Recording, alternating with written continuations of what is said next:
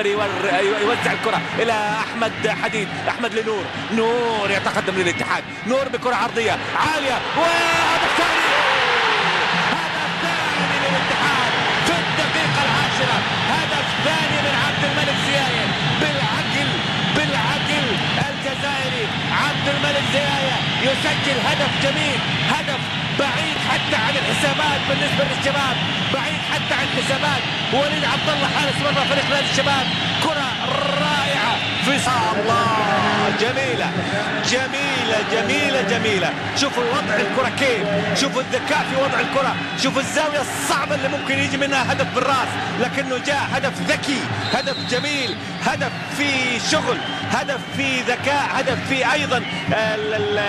مرونة من اللاعب ومعرفة من اللاعب بالمرمى، معرفة من اللاعب أيضا بقدرة وضعه، بقدرة رأسه، قدرة الرأس